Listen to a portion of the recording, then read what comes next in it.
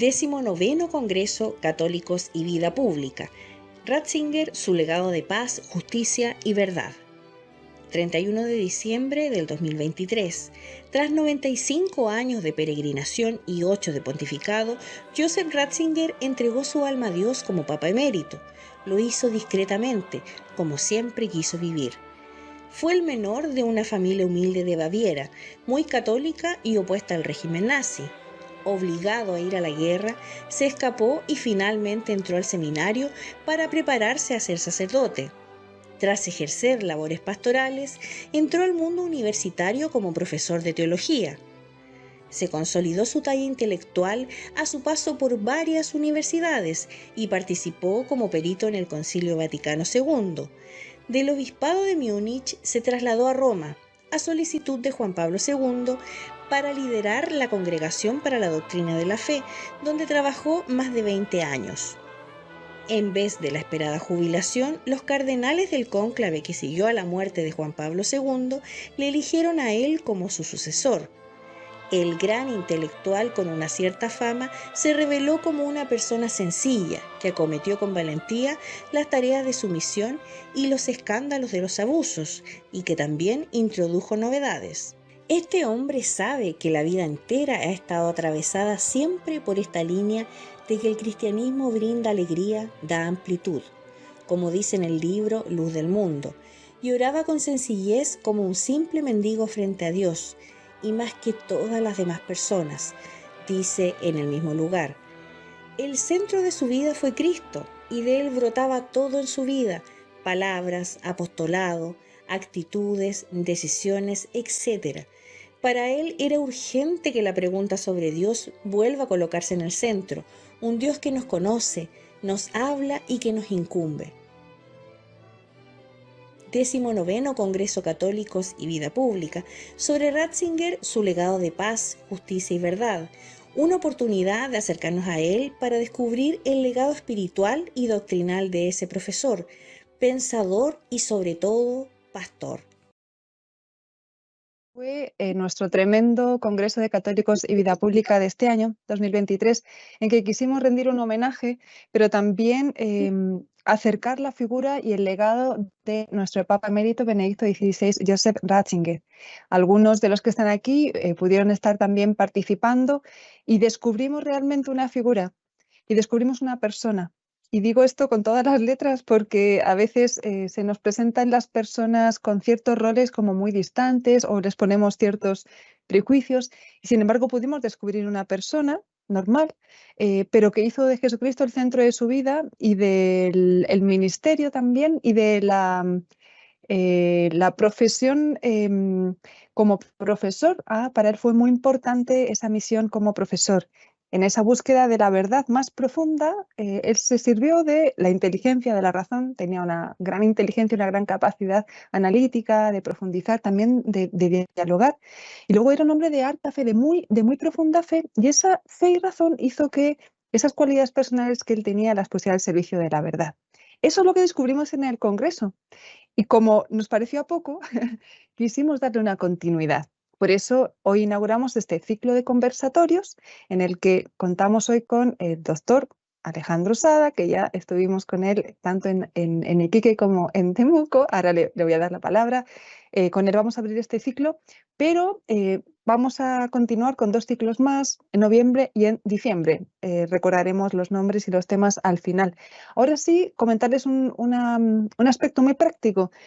Quisimos dar la opción de que aquellos que quisieran y participaran en las 3 sesiones les pudiéramos extender también al final un certificado de participación. Esto es como muy libre, pero quizás pues anima un poquito más, ¿cierto?, a poder participar. Entonces, con la intención de poder llevar como el orden, el registro, ser ordenaditos en esto, y pensando que hay varias personas que son de fuera de la institución también, es que les vamos a colocar en algún momento en el chat un link para que ustedes entren en el link y ahí coloquen sus datitos y podamos tener ese registro. Ese es el motivo del... Bueno, y junto con el registro también que puedan comentar lo que les ha parecido la sesión. Dicho eso, que es el elemento más práctico, y junto con les doy la bienvenida a quienes se han ido integrando ahora, les voy a presentar a nuestro primer expositor, el doctor Alejandro Sada, Él es mexicano, así que vamos a escuchar su acento mexicano en un minuto. Yo tampoco soy chilena, como bien han averiguado todos, ¿no? ¿Qué decirles o qué contarles de Alejandro? Él tiene una maestría en filosofía por la UNAM con mención honorífica. Él sacó el doctorado en filosofía por la Universidad de Navarra con summa cum laude.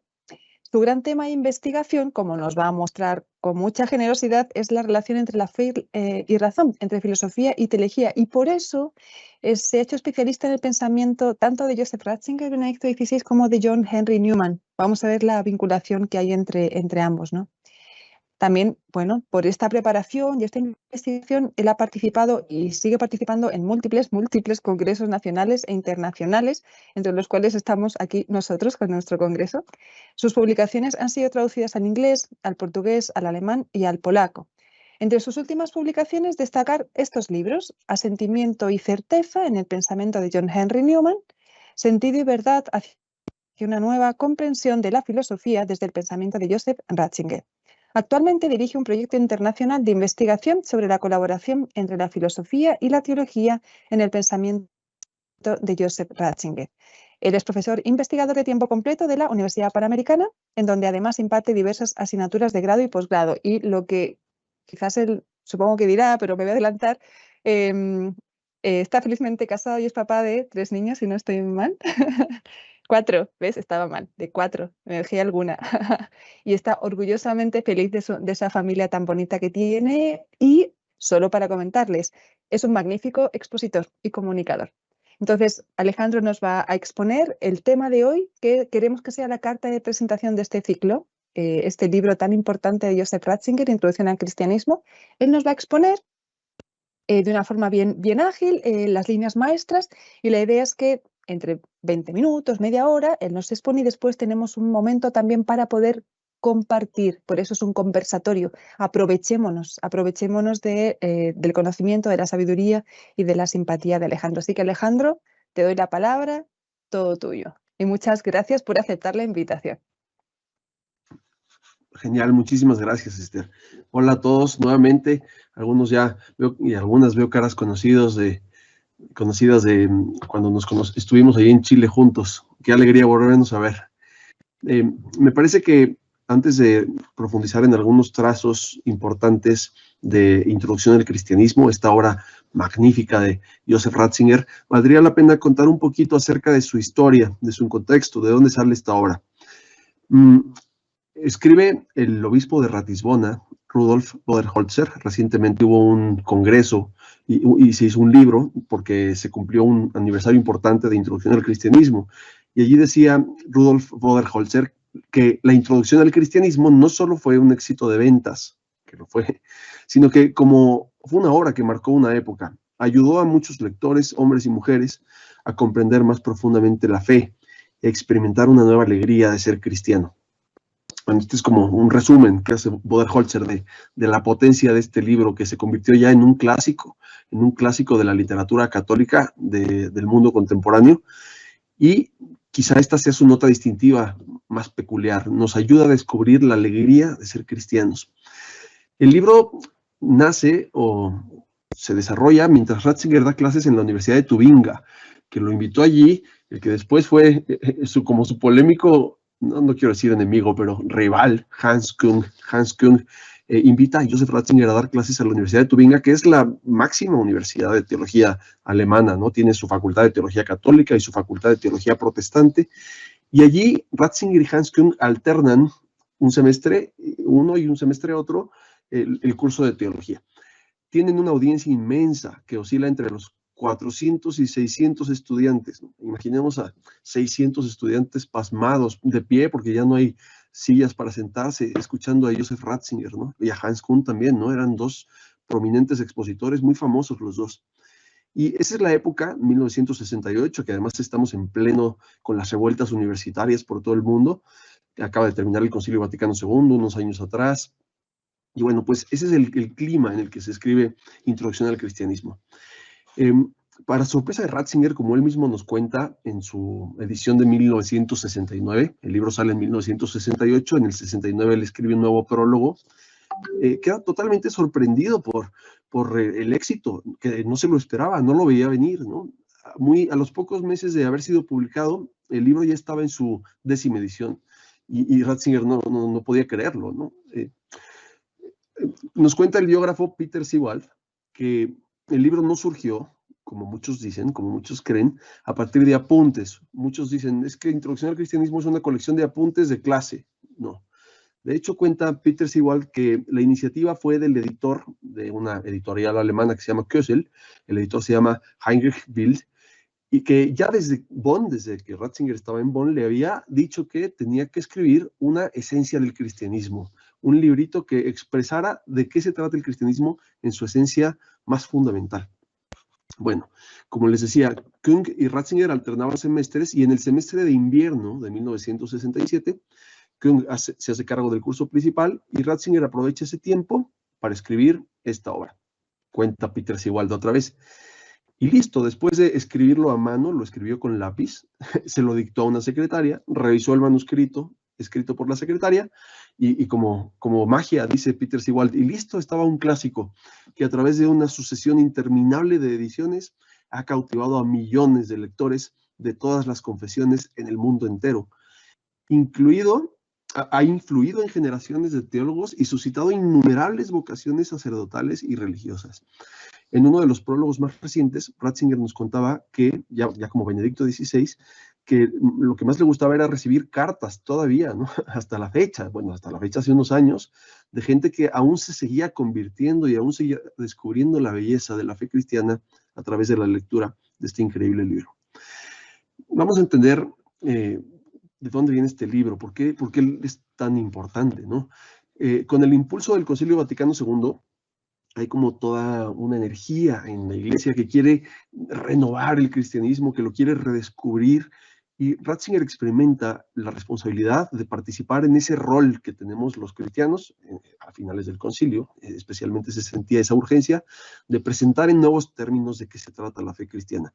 Obviamente no se trata de reinventar la fe cristiana, eso no se puede, pero sí de exponerla de una nueva forma, para que se haga clara su veracidad, su capacidad persuasiva, para que se haga claro el misterio de Jesucristo, y el que es logos, que es razón, y que interpela a nuestra inteligencia, y que debe y puede ser comprendido cada vez más por nuestra inteligencia.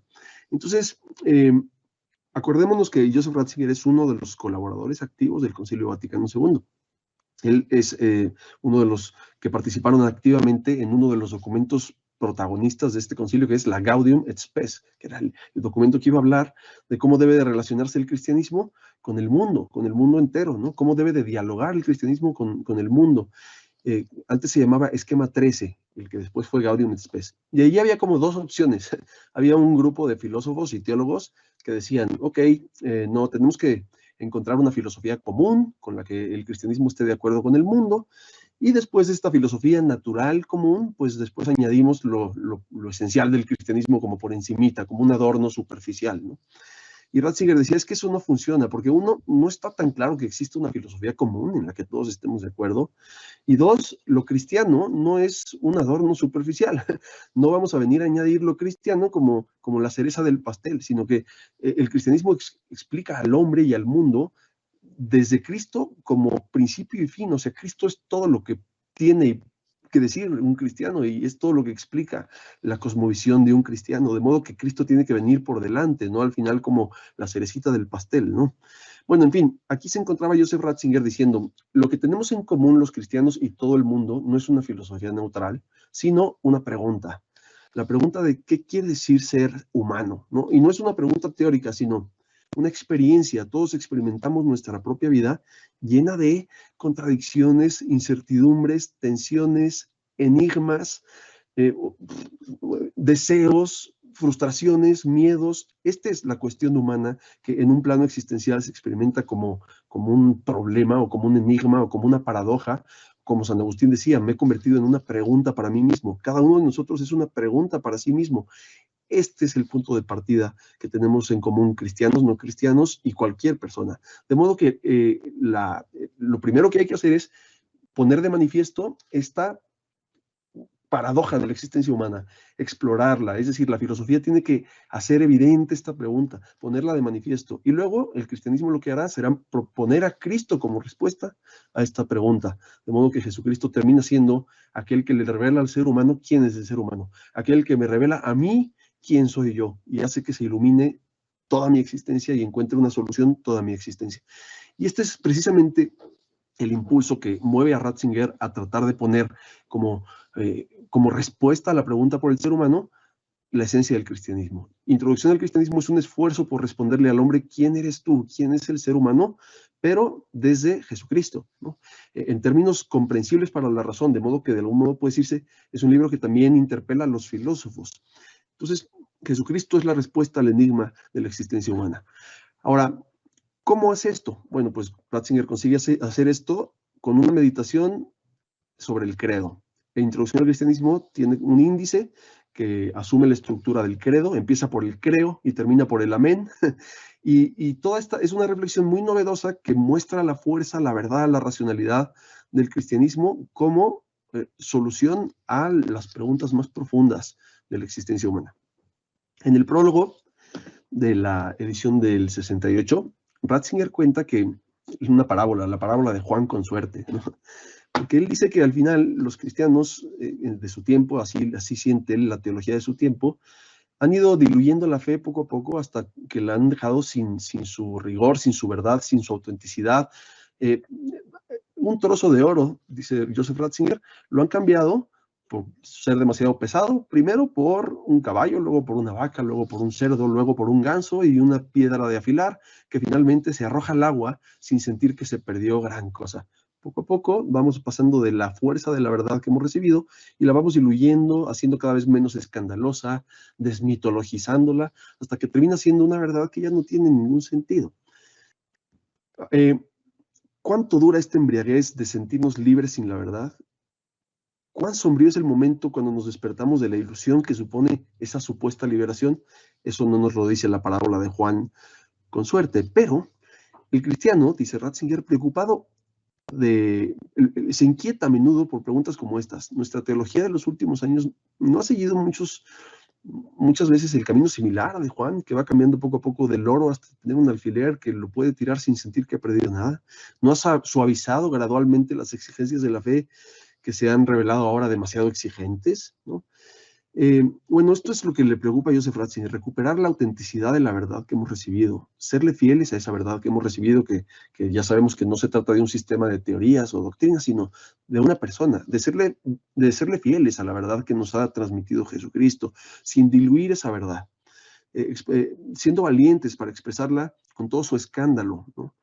Y no querer como quedar bien con un mundo que le tiene miedo a los misterios, ¿no? Y entonces, como para no escandalizar al mundo, dejamos de lado los misterios que nos hacen específicamente cristianos, como creer que Dios se hizo carne, ¿no? Entonces, ser fieles a la verdad recibida. En el prólogo, Ratzinger confiesa que tenemos en común, creyentes y no creyentes, la duda. Hay un aguijón clavado en el corazón de todo ser humano que nos obliga a asumir la fe como estructura de nuestra existencia. O sea, para Ratzinger no hay manera de que alguien pueda vivir sin fe en este sentido. ¿Por qué? Porque por un lado, todos tenemos una visión limitada de la realidad. Nadie ve el todo.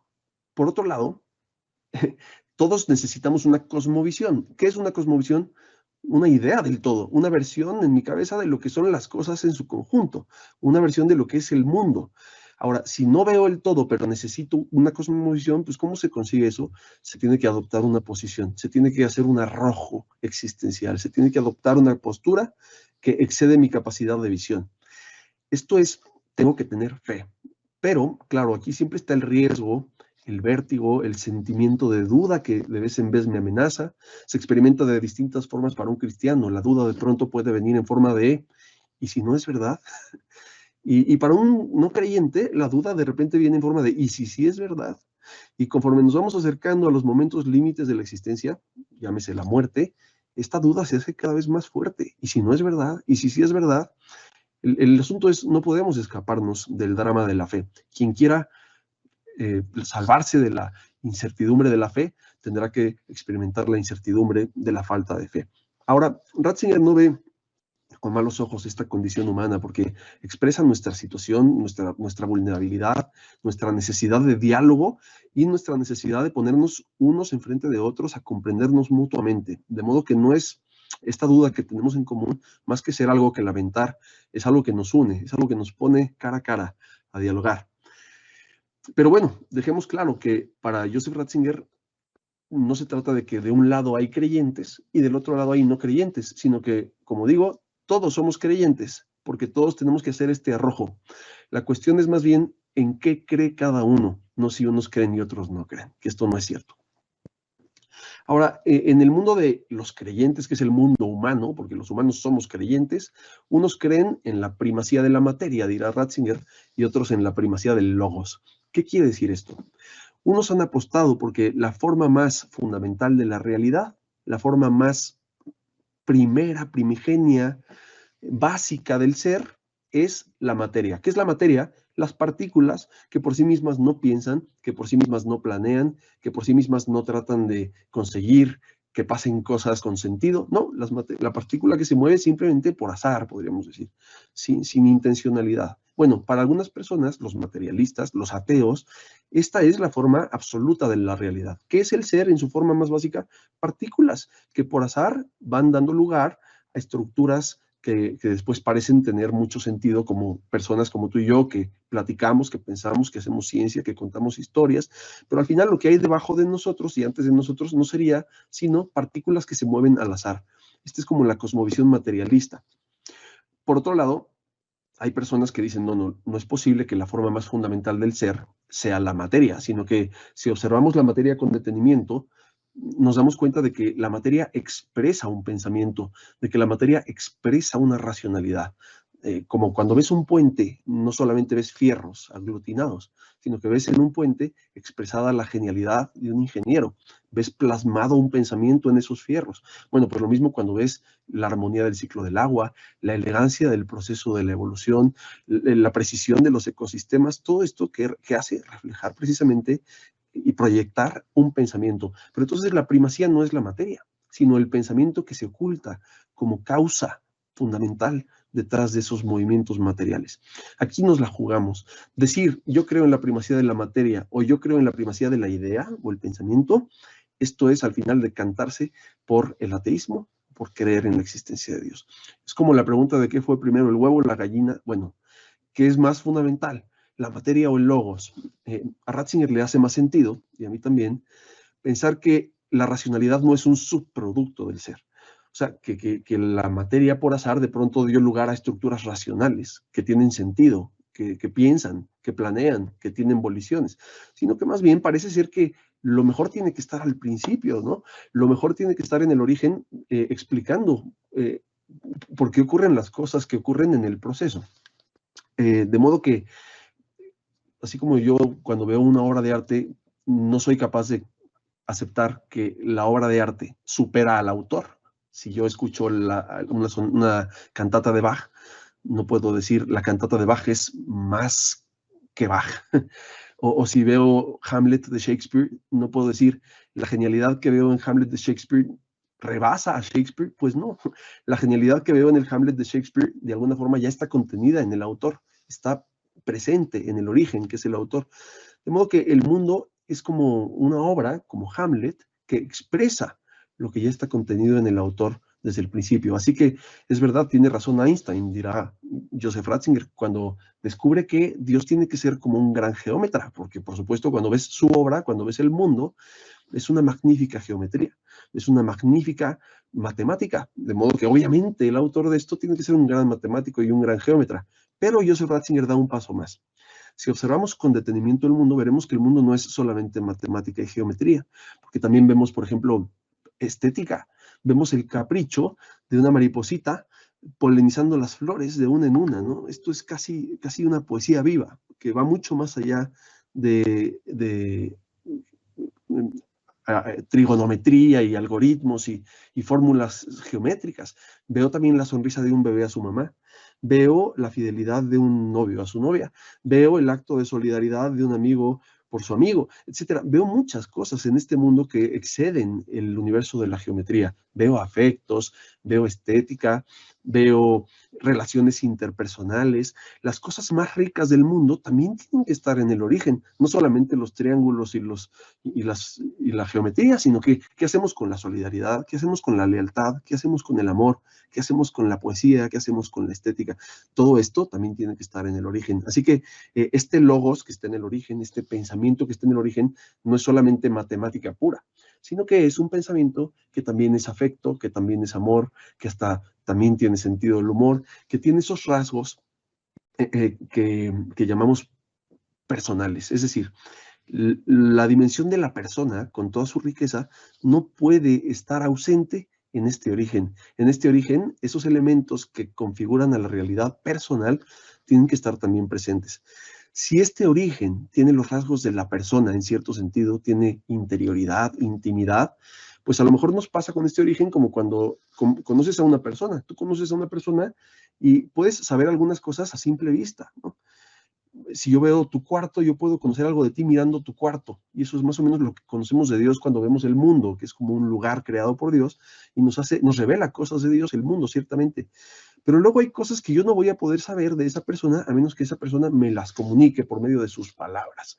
Entonces, aquí hay un nuevo acceso al conocimiento de Dios. Si resulta que Dios tiene interioridad, como cualquier persona, pues resulta que hay una intimidad en Dios que solamente será accesible a nosotros si Dios nos las hace visibles por medio de palabras o por medio de una palabra. Esto es, creer que en el origen están los rasgos de la persona nos hace aptos para escuchar y estar atentos a una posible revelación, porque quizá Dios eventualmente quiera comunicarnos cómo es esa interioridad divina, cómo es ese Dios que no solamente es matemática, sino que es persona, de hecho es personas. En Jesucristo descubrimos que ese Dios no es un Dios frío y lejano, sino que es un Dios cercano, que es un Dios que no solamente es un Dios de lo grande y de lo macro, sino un Dios también atento al detalle y a lo pequeño, un Dios que pone de cabeza las prioridades del mundo clásico, porque si para el mundo clásico el valor más importante es la autonomía y el poder, este Dios nos presenta como el máximo de los valores, el servicio, el ser para los demás, el no vivir para uno mismo, sino para el otro. Nos presenta la existencia humana no nada más como un proyecto de autorrealización personal, sino como una llamada a la vocación, como una llamada a responder y a configurar el propio ser al servicio de los demás. Bueno, creo que ya cubrí el tiempo que me correspondía, entonces pongo esto nada más como provocación para seguir contándoles algunas cosas según las inquietudes de los presentes. Perfecto, lo has hecho estupendamente, porque todos estamos así a la expectativa, así que agradecerte lo primero esta síntesis inicial que definitivamente nos ha dejado ganas a todos, creo, de leer el libro, pero ahora es el momento de poder también participar todos los presentes a través del chat o a través del micrófono. Entonces, yo voy a estar muy atenta para que lo que podamos y lo que debamos compartir, también para que Alejandro nos siga contando de este libro tan interesante, ¿no? Y del meollo de este libro. Así que se abre el momento del conversatorio. Y quizás... no, ya llegó algo.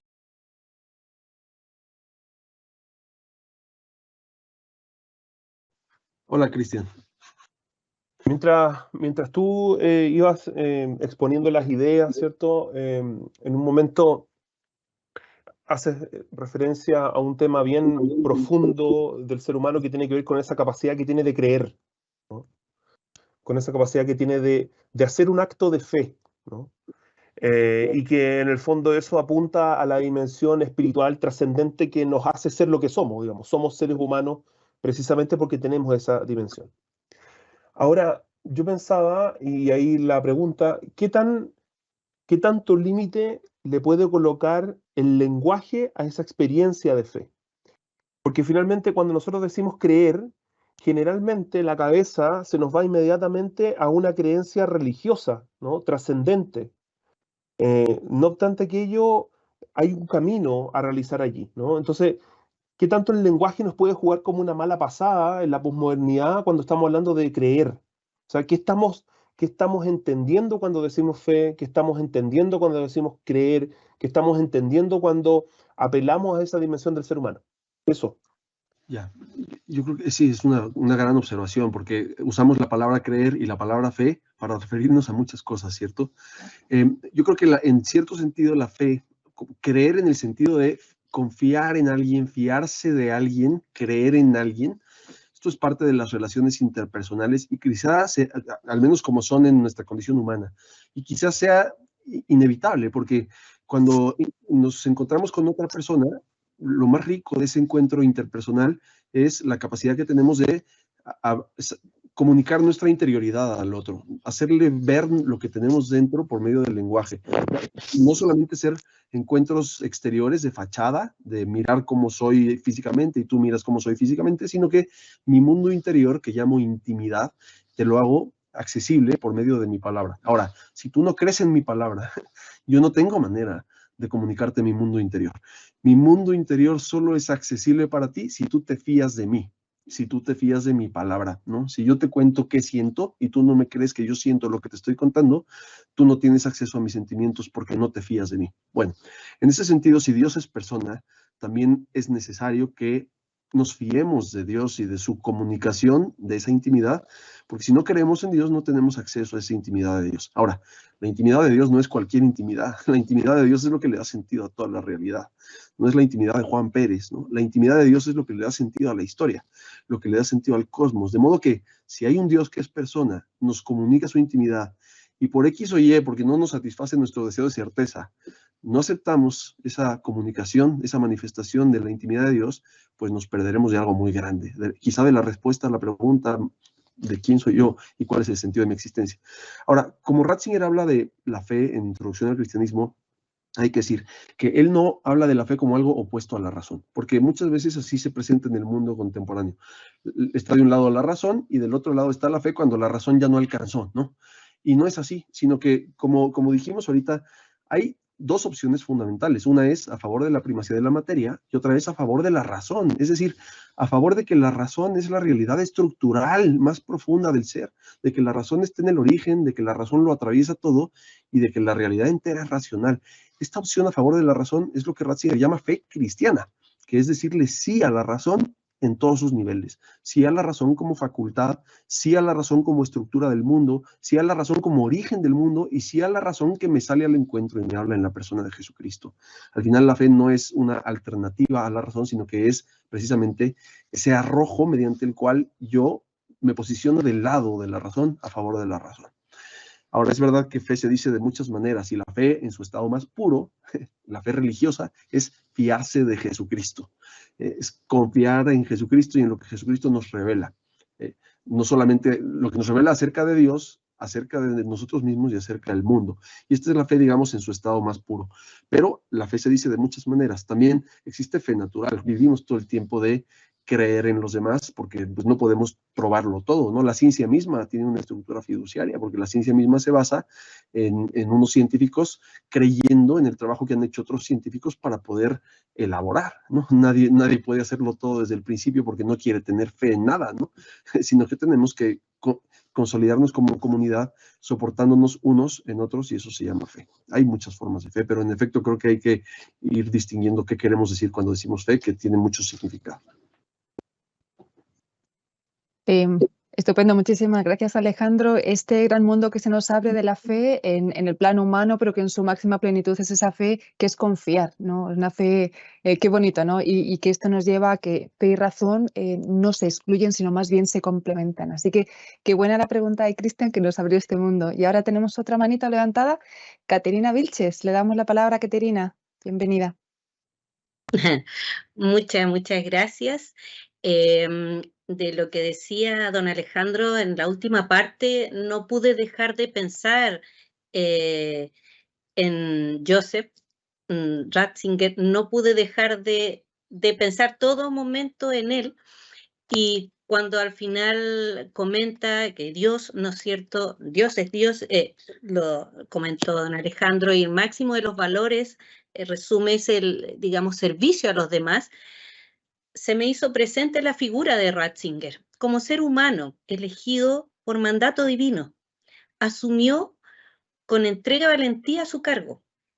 Bien, y enfrentó con sumisión a su vez y humildad las problemáticas por esos días muy álgidas y todas las situaciones que existían contra la curia, en fin, contra la iglesia.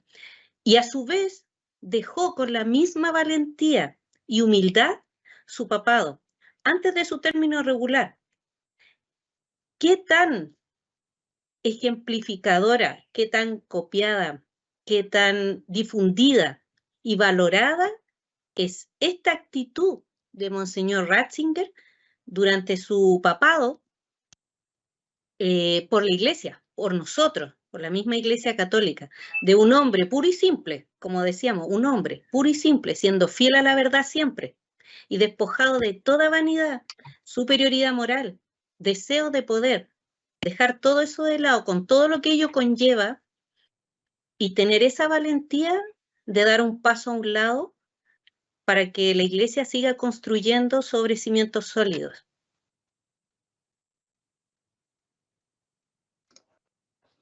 Muchas gracias.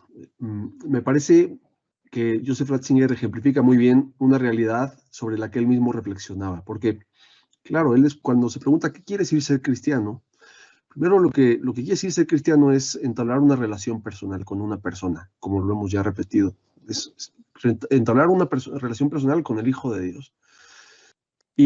Pero, ¿qué significa después vivir cristianamente? Que esto es una pregunta distinta. Uno puede ser cristiano y ahí medio batallarle, a veces con éxito, a veces no tanto, para vivir cristianamente. Bueno, Jesucristo da una fórmula para vivir cristianamente. Quien quiera venir detrás de mí, tome su cruz y sígame, ¿no? Es decir, vivir cristianamente es seguir a Jesucristo, pero seguir a Jesucristo tiene una forma muy literal en los primeros siglos, ¿no? Seguir a Jesucristo para San Pedro es morir de cabeza en una cruz, ¿no? Es literalmente seguirlo a la muerte, al martirio, para dar testimonio de la verdad que Dios comunica en Jesucristo. Pero esto va asumiendo diferentes formas en la historia. Hoy por hoy, ¿qué es para mí tomar mi cruz y seguir a Jesucristo? Cuando Ratzinger reflexiona sobre esto, se da cuenta de que Jesucristo es una realidad personal que podríamos decir todos sus seres ser para otros.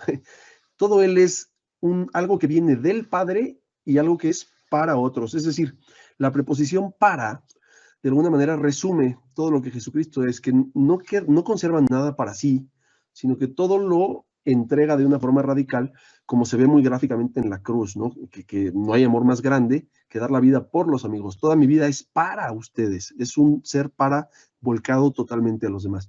De modo que ser cristiano es asumir esa estructura como mi forma de vida, es convertir mi vida en Jesucristo también para los demás. Y creo que Ratzinger tenía eso muy claro, que la estructura de la vida cristiana es sacrificial, es entrar en el ser para de Jesucristo, es entrar en esa dinámica del servicio, de abandonarse totalmente a uno mismo para los demás, y por eso mismo él generosamente pues renunció a sus proyectos personales. Recordemos que él quería ser teólogo, que él lloraba con lágrimas cuando lo llamaron a ser obispo, porque lo sacaron de su teología, le dolió, no es que fuera fácil. Y después se lo llevaron a Roma y lo sacaron de su tierra, su Bavaria querida, y después no le dejaron renunciar y lo sacaron de su proyecto o sea, todo el tiempo fue abandonando su propio ideal personal y entrando en esta dinámica muy cristiana de ser para los demás, identificado así con Jesucristo, asumiendo la forma de la cruz, que es la forma sacrificial de ser para los demás, como la estructura de su vida. Y creo que en ese sentido es un cristiano, no solamente alguien que enseña muy bien con palabras y conceptos qué es el cristianismo, sino que su propia vida da un testimonio elocuente de lo que eso quiere decir.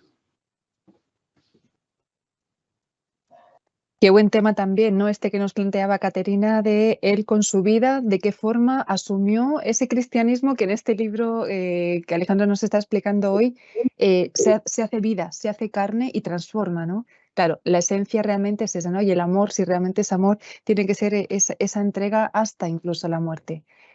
Bueno, y hoy que vemos tanta necesidad de entrega, ¿verdad? Es una invitación bien actual, ¿no? Yo diría. Así que muchas gracias, Caterina. Bien, vamos a seguir entonces con nuestro conversatorio que está siendo muy interesante porque, claro, este libro da para mucho, da para mucho. A ver quién más se anima. Mientras se animan, no, ya, qué bueno. Hugo, le vamos a dar la palabra a Hugo y luego a Miguel. Yo reservo mi pregunta para luego. Sí, hola a todos. Hola, profesor Alejandro. Hugo, ¿qué tal? Bien. Bueno, mi pregunta es en torno al tema de la verdad. En una sociedad en donde pareciera que la verdad no es válida, eh, o se mezcla a veces con la intolerancia, entonces uno dice, bueno, no, mejor yo no voy a decirlo porque puede generar conflicto. Entonces mi pregunta es, ¿cómo podemos nosotros, a la luz de Ratzinger, entender que, que no tenemos la verdad, que no poseemos la verdad, sino que la verdad viene a nosotros? ¿No? Entonces, ¿cómo, sobre todo nosotros que estamos en parroquia, en la universidad, en fin? em, Porque a veces pienso que el concepto de verdad y de intolerancia eh, están ahí como casi juntos, entonces mejor no, la verdad no existe, entonces bien, pero ¿cómo entender eso, no? En el canal Ratzinger, que la verdad no la poseemos, sino que viene a nosotros. A ver, yo diré algo y después apuntaré a Esther, porque Esther es experta en el tema de la libertad y la verdad. Pero mira, yo creo que cuando Ratzinger habla de verdad, no se refiere nada más a la existencia de las cosas. O sea, las cosas no son verdaderas solo por existir, sino que cuando hablamos de verdad en las cosas, hablamos también de su naturaleza, o sea, de la racionalidad que portan.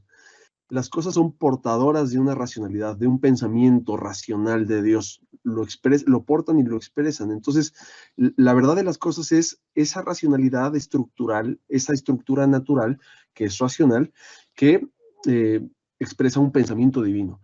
Ahora, en ese sentido, el bien de una realidad es actuar en consonancia con su verdad, actuar en consonancia con su racionalidad, con su estructura. El bien del hombre es la acción y el cuidado del hombre según esa estructura y ese porte de contenidos que hay en su naturaleza. Entonces, claro, ¿cómo hablar de verdad hoy? Primero, hay que darnos cuenta de que, decía Joseph Ratzinger también, ¿no? De que ningún cristiano puede decir yo poseo la verdad. En todo caso, tenemos que decir que la verdad nos posee a nosotros. Eh, ¿Por qué? Porque la verdad plena es Jesucristo, y Jesucristo es además la verdad que ilumina las verdades del mundo. O sea, las verdades del mundo son verdaderas en su relación con Jesucristo, que es el Hijo de Dios entre nosotros. Pero nosotros no podemos nunca abarcar totalmente eh, la verdad ni de una mosca, decía Tomás de Aquino, ¿no? Una mosca tiene estructura veritativa, tiene su racionalidad. Y Tomás de Aquino confesaba que no podemos agotar la verdad que hay en la realidad de una mosca. Quizá cuando hablamos de triángulos y cosas abstractas que no tienen que ver con cosas concretas, sí que podemos agotar ciertas verdades matemáticas, ¿no?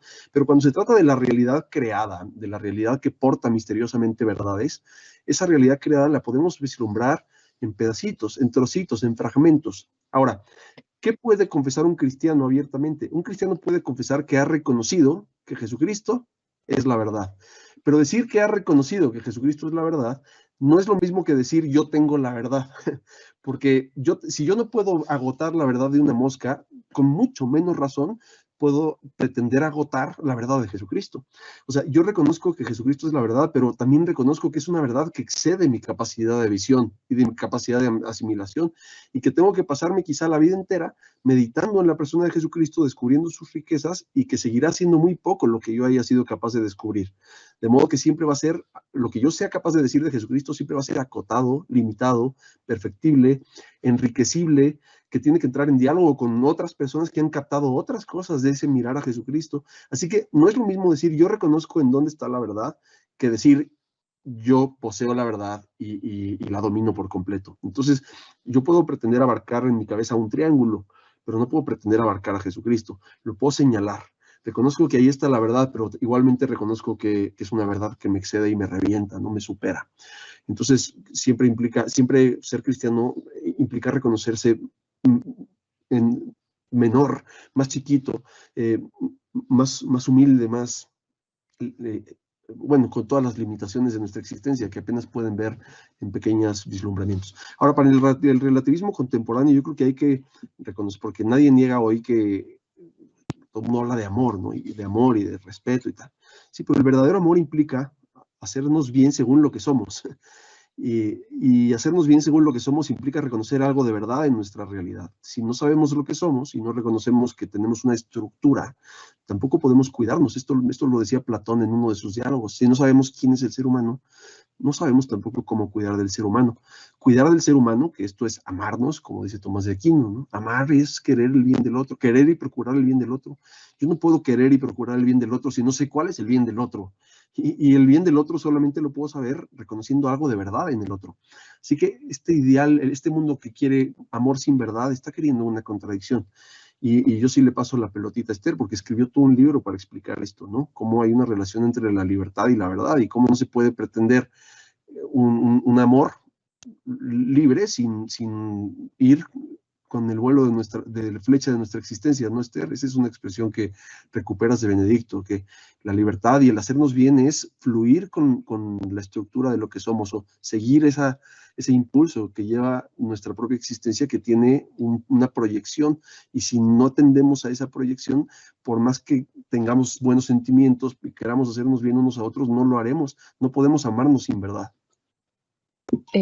Bueno, Alejandro, solo completar algo, porque tú ya lo has dicho. Es verdad que el concepto de libertad en los últimos siglos realmente ha ido como perdiendo validez, el concepto de verdad, porque se ha extrapolado la libertad. Y ahí Ratzinger hace un análisis tan profundo y tan bonito de la libertad. Dice, ¿por qué le damos más importancia a la libertad que a la verdad? Porque como en el fondo todos tenemos el anhelo, el deseo de ser como dioses, de ser la mejor versión de nosotros mismos, dice, y a veces tenemos una idea equivocada de Dios y pensamos que Dios es el ser autártico, que no necesita de los demás, que es como yo lo tengo todo, yo lo poseo todo y yo abarco todo lo contrario de lo que decías antes, ¿no? De ese reconocimiento versus la posesión. Y entonces, claro, estamos mal porque estamos orientándonos hacia una libertad falsamente comprendida. ¿Ya? Esa libertad que pretendería ser algo totalmente desvinculante de los demás y de la verdad. Entonces, ¿qué pasa al final? Que como cuando no actuamos conforme lo que somos y lo que son las cosas, la misma realidad reacciona mal. Cuando abusamos de algo, esto termina estropeándose, etc. Y nos pasa a nosotros eso mismo. Una comprensión y una vivencia de la libertad desvinculada de la verdad, porque hay una falsa comprensión de la libertad, nos hace daño. Por eso él lo que postula es esta invitación a reconocer esa verdad que somos, esa estructura, esa naturaleza como más profunda, que lleva inserta también una intencionalidad, una orientación, y eso es la flecha de mi existencia. Y esta imagen de la flecha yo la encontré tan bella, porque igual que, claro, la flecha, yo como arquera tiro la flecha, ¿cierto? Y la flecha va a su blanco. Pero yo también la dirijo. Entonces, en mí, como un ser libre, hay una orientación que yo libremente debo querer o debo reconocer y orientarme al bien. Porque si no es así, entonces voy a tirar para cualquier lado y la flecha ya no atinó. Entonces, son las dos cosas, ¿no? El reconocer y también yo libremente asumir esto. Pero realmente es un desafío muy grande, porque la libertad no se puede vivir sin la comprensión de lo que yo soy y de que los otros también forman parte de mi existencia, ¿no? Y en ese sentido Ratzinger habla de una comprensión de la libertad también muy profunda, que le llama con libertad con los demás. Porque junto con esa llamada a la propia plenitud, ¿cierto? También hay una llamada al desplegarme con los demás. Y si yo necesito de los demás y los demás me necesitan a mí, mi libertad nunca yo debería utilizarla contra los demás. Y bueno, las aplicaciones prácticas son, bueno, para cada día, para cada momento, y por eso él hace una llamada muy profunda a que nos tomemos en serio el vuelo de nuestra existencia, ¿no? Y tomarnos en serio esa libertad. No hay que dar por hechas cosas. Es verdad, llevamos cuántos siglos de humanidad y sin embargo, bueno, lo que estamos viendo en el mapa mundial. Pero no le quiero robar más tiempo a eso, Alejandro. No, sí, yo le añadiría, Hugo, que yo creo que salvo las verdades meramente conceptuales, como la lógica matemática, ¿no? Cuando se trata del mundo, de la realidad concreta, siempre nuestro conocimiento es parcial, siempre es perfectible, siempre es perspectivista en cierto sentido. Entonces, hay como, ante esta situación de reconocer el límite de nuestro conocimiento, hay como dos reacciones, ¿no? La primera es decir, no, entonces todo el conocimiento es relativo y porque pues cada quien mira desde su punto de vista y tal. O de plano hay quien niega la posibilidad de conocimiento en primer lugar. Y yo creo que hay que reconocer que no podemos conocer absolutamente la verdad, pero absolutamente sí podemos conocer la verdad. O sea, ¿qué quiere decir? Que la parte de verdad que somos capaces de vislumbrar es absolutamente verdadera, aunque no sea toda la verdad, ¿no? Yo miro un aspecto de la verdad y me falta mucho por conocer acerca de esa verdad, correcto, pero el aspecto verdadero que ya fui capaz de ver tiene su legitimidad. Entonces, la verdad al final es estar en un camino, en una peregrinación, en que no es ni oscuridad total ni luz total, sino es estar en esa tensión en medio de aumentar y hacer cada vez más clara mi visión de la verdad. Pero eso no quiere decir que no haya visiones más verdaderas que otras, ni que todas las visiones sean simplemente iguales, en fin. Entonces yo redondearía con esto, diría, no podemos conocer la verdad absoluta, pero absolutamente sí que podemos conocer la verdad, y claro, siempre de modo perfectible, pero en la medida en que es verdadero lo que hemos conocido, es absoluto, podríamos decir, en su parte, en su parcialidad, ¿no? Ahora, la verdad absoluta nadie la tiene, desde luego, porque, bueno, sé dónde está, es Cristo, pero no la comprendo, me excede. Ahora, ¿por qué es la única verdad absoluta? Porque es la única verdad que explica todas las cosas. Eso es una verdad absoluta, ¿no? Yo puedo decir 2 más 2 es 4, eso es absoluto, sí, pero 2 más 2 es 4 no explica todas las cosas. Jesucristo sí explica todas las cosas. Y sé que Él es la verdad, no sé cómo explicará todas las cosas, pero, porque me excede, pero, insisto, no es lo mismo poseer que reconocer. Muchas gracias, profesor. Qué buena la pregunta de Hugo, muchísimas gracias. Vamos ahora con Miguel. Miguel Cruz, te damos la palabra. Gracias, buenas tardes a todos. Doctor, gusto verlo nuevamente. Yo quiero llevarlo a otro aspecto del texto.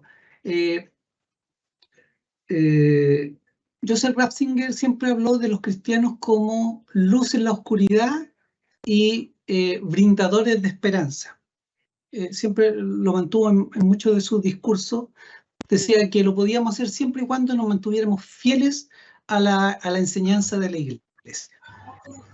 Decía, tenemos que tener las raíces sólidas para poder ser luz, para poder brindar esperanza. Entonces, con esa certeza, un poco siguiendo la línea de Hugo, nos gustaría que nos pudiera ayudar a comprender un poco más este texto que le pedimos que nos pudiera ayudar, sobre todo en cómo caminar en esta perspectiva que ofrece Ratzinger sobre el diálogo con las demás religiones, pero sobre todo con este mundo que es cada vez más secularizado. ¿Cómo nosotros, que llevamos una verdad que sentimos y vivimos y que sobre todo nos pide dar testimonio de vida, cómo lo comunicamos o dialogamos con el otro? Es una pregunta muy compleja. A ver, vamos a tratar de decir algo. Muchas gracias, Miguel Ángel. Me parece que Joseph Ratzinger, primero, sí es cierto que el cristiano está llamado a ser luz para el mundo, pero el cristiano no debe de olvidar que solamente puede ser luz para el mundo en la medida en que refleja la luz de Jesucristo, ¿no? No es luz para el mundo por ser especialmente inteligente, por sus cualidades, es luz para el mundo en la medida en que ha conocido la amistad de Dios revelada en Jesucristo y su vida da testimonio de esa amistad de Dios. Su vida da testimonio de ese encuentro con Jesucristo. Es decir, Ratzinger es muy cristocéntrico en ese sentido. La vida cristiana completa, que vamos a resumirla ahora en las 3 virtudes teologales que ya comentamos un día en el Congreso, la vida cristiana completa, que es la vida de la fe, la vida de la esperanza y la vida de la caridad, es una vida que solamente se entiende en relación con Jesucristo. La fe no es otra cosa que reconocer quién es Jesucristo. La esperanza no es otra cosa que confiar y fiarme con alegría de las promesas de Jesucristo y de lo que Jesucristo revela para mi vida futura, ¿no? Y la caridad no es otra cosa que ese irradiar hacia afuera la luz que yo experimento en el contacto con Jesucristo. Entonces, ser luz para el mundo no es, no sé, es ser especialmente elocuente o persuasivo, es dar testimonio cristiano que no es un testimonio de proselitismo, sino de atracción. ¿Por qué? Porque cuando alguien vive la alegría de ser amigo de Dios y de saberse hijo de Dios, eso es contagioso y eso hace que la gente descubra en tu vida un misterio que el mundo no explica. Eso es lo que pasa con la vida de los santos. Los santos transmiten una especie de vibración, yo no sé cómo llamarlo, pero una vibración, una irradiación, un brillo, la gente que está cerca de Cristo se convierte en un magneto. Haz cuenta que te acercas al imán y el imán te transmite parte de su poder de atracción y te conviertes en algo atractivo para los demás. Y claro, ¿y en qué medida eres verdadera luz? En la medida en que le dices al otro, ven, te voy a enseñar de dónde saco yo esta alegría, te voy a enseñar de dónde saco yo este gozo, te voy a enseñar de dónde saco yo esta plenitud. Y entonces llevas al otro a Jesucristo. Y de eso se trata la vida cristiana. Creo que ese es el resumen de lo que es la vida cristiana. O sea, la luz que nosotros debemos irradiar al mundo es algo así como la luz de la luna, ¿no? Esta es una imagen que también ha usado Benedicto XVI para hablar de María, para hablar de la iglesia, para hablar de los santos. Porque la luna es luminosa y sí que ilumina la noche, pero no tiene luz propia. La luna solamente es luminosa porque irradia la luz del sol, que es un signo cósmico de Jesucristo.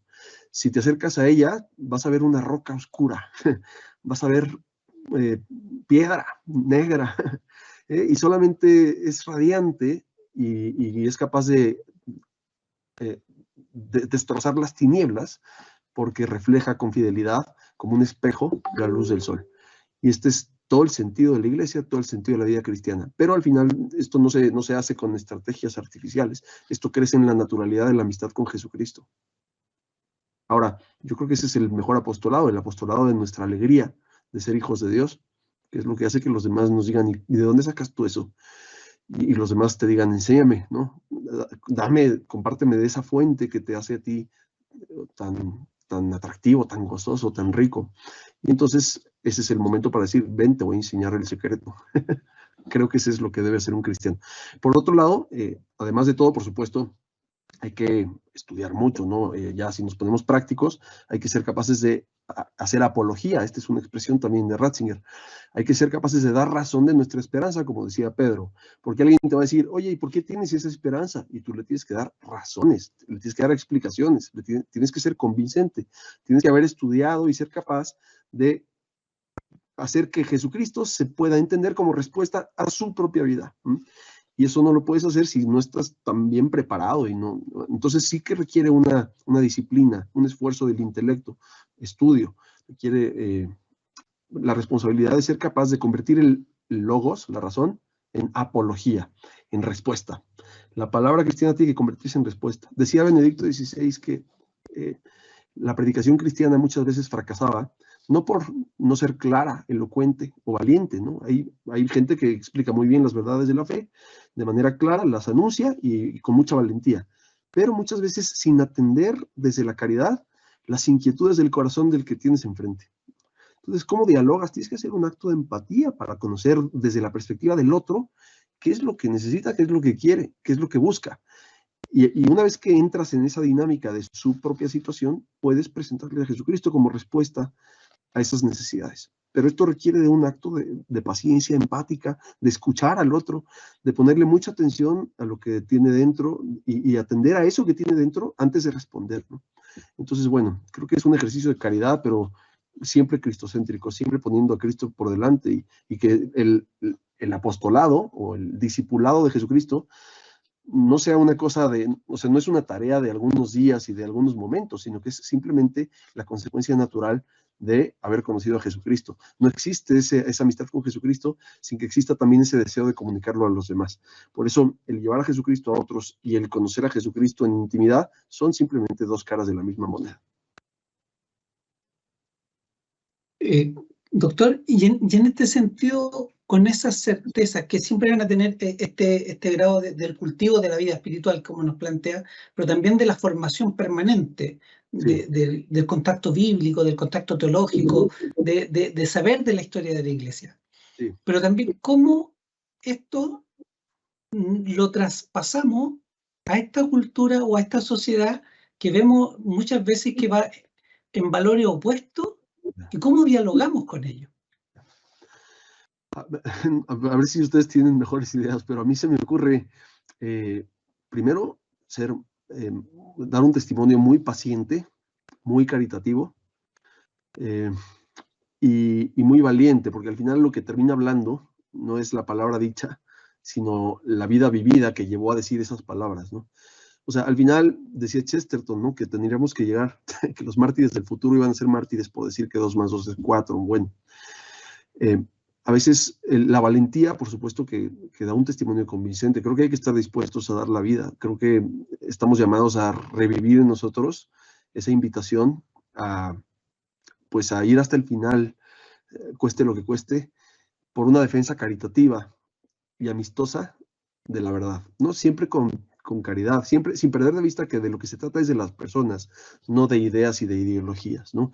Porque claro, después te ves tratando mal a una persona a gritos ya por defender tu idea, pues en ese momento ya no estás actuando como cristiano, porque el cristiano siempre ve a la persona como lo primero y lo último.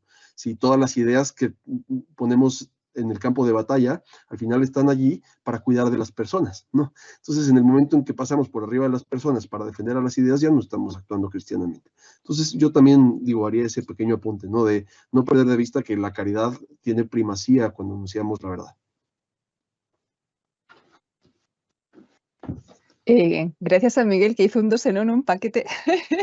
Y bueno, a ver, abusando ya del tiempo, porque ya son las 5, ¿no? Pero quizás, Alejandro, la última pincelada, lo que tú crees que es más atractivo y llamativo del libro hoy para nosotros, ¿ya? Porque mi pregunta iba en ese sentido. A mí me impactó mucho la última parte, bueno, todo me impactó, pero cuando habla de la resurrección, la esperanza en la vida eterna, cómo se entiende la vida eterna, y eso me parece que abre una perspectiva, pero absolutamente fundamental y crucial y maravillosa a un mundo que vive rodeado de guerras, de infortunio, de problemas de salud mental, bla, bla, bla.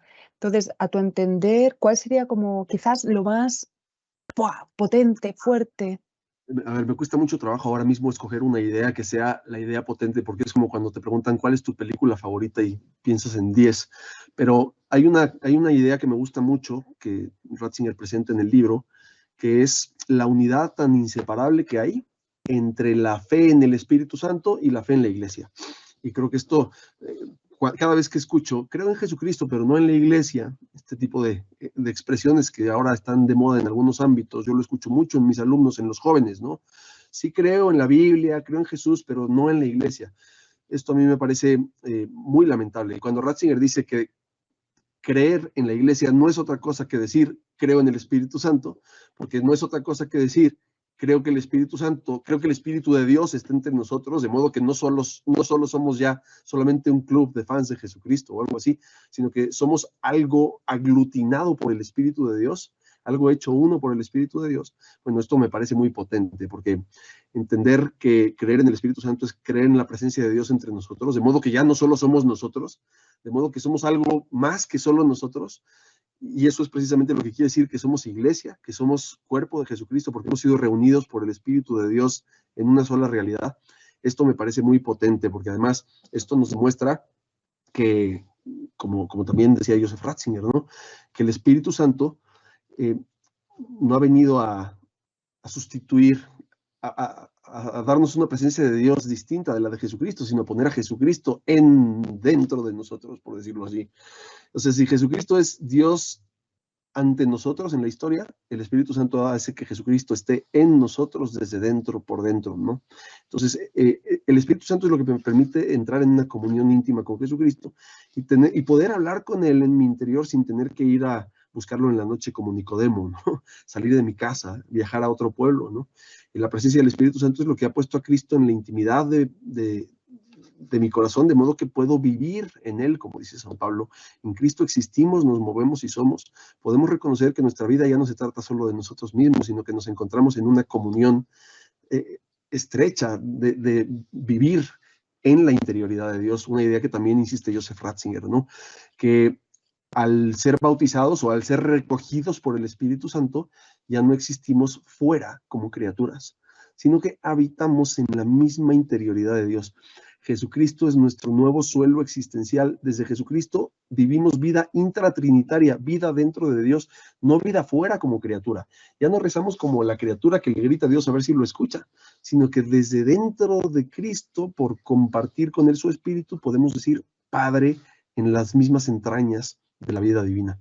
Entonces, entender esto, que mi vida ya no es una vida afuera de Dios, que Dios ya no es un otro afuera de mí, sino que yo ya estoy dentro de la dinámica de Dios, por habitar en Jesucristo, gracias a la fuerza del Espíritu Santo, esto me parece alucinante y creo que tenemos que meditar sobre esto porque esto nos hace entender nuestra vida con una riqueza gozosa, nos hace comprendernos como hijos de Dios, no en plan metafórico, como cuando decimos hermano Sol y hermana Luna, sino en plan muy real, en plan Jesucristo ha compartido conmigo su divinidad y su filiación divina, de modo que Dios se hizo hombre para que el hombre se hiciera Dios, de modo que yo puedo gozar de la comunión intratrinitaria como si hubiera sido adoptado en la vida de las tres personas divinas. Bien, menuda vocación, ¿verdad? Entonces, creo que, Alejandro, nos has convencido a todos de leer o releer este libro, quizás de a poquito, quizás tomando nota, reflexionándolo, porque no solo nos va a permitir encontrar mayores razones de aquello que nos salva, sino también nos va a alimentar espiritualmente. ¿Es así? ¿Nos animarías a leer el libro como ya? No, a leerlo ya, obviamente, una vez al año. Una vez al año que no hace daño. Bueno, es que estas cosas, de verdad, uno nunca termina, lo que decíamos antes, lo que tú decías, ¿no? La verdad nunca la vamos a agotar. Bien, creo que corresponde ahora darle un tremendo aplauso virtual, por favor, no sé, cada uno como pueda, a Alejandro por haber compartido con nosotros este entusiasmo, esta tremenda estas pautas también, porque nos van a ayudar mucho a leer el libro, ¿no? Que yo estoy convencida de que sí, lo vamos a leer o releer una vez al año, como dice Alejandro. Qué bonito también que hayas accedido, te hayas regalado este tiempo, nos hayas regalado este tiempo para entusiasmarnos a nosotros, ¿no? Y poder seguir haciéndonos eco de esa, en el fondo es esta gran verdad que nos supera y que siempre tenemos que estar volviendo a ella, ¿no? Y a lo cual pues Joseph Ratzinger, Benedicto XVI, pues fue muy consciente y lo vivió así, ¿no? Agradecerte nuevamente, Alejandro, de verdad, muchísimas gracias. Para todos los presentes, recordarles lo siguiente, que esta es la primera sesión, pero yo les dejo muy invitados a la segunda y a la tercera. La segunda la tendremos el próximo mes, en noviembre, esta vez un viernes, casi fin de semana, para que quizás sea un poquito más sencillo. El 10 de noviembre, junto con Alejandra Fernández, vamos a dialogar sobre el maestro, la reflexión de Joseph Ratzinger sobre el maestro. En un mundo en el que muchos de nosotros educamos o somos educadores, pues puede ser también muy iluminador. Y unos días antes de Navidad, el 15 de diciembre, también viernes, otro tema bien importante, bien bonito, que Joseph Ratzinger, Benedicto XVI, lo aborda con mucha delicadeza y con mucha belleza, que es el genio femenino, la mujer. No solo el rol, sino lo que somos como mujeres, ¿no? Y el último punto práctico, recuerdo lo que dije al principio, pero hubo muchos que se fueron integrando a lo largo del camino, de este camino que estamos siempre recorriendo entre todos, y es que para poder tener constancia de las personas que han ido asistiendo sesión a sesión, se ha colocado en el chat un link que les va a llevar a un formulario, que por favor les pido que vayan ahora a ese formulario, sobre todo los que son externos a la institución, para poder tener así el registro de sus nombres, de sus datos. Les pedimos solo el nombre en realidad, la institución de la que vienen y una pequeñita como reflexión de lo de hoy, porque siempre nos hace bien, ¿no? Y de esta forma, las personas que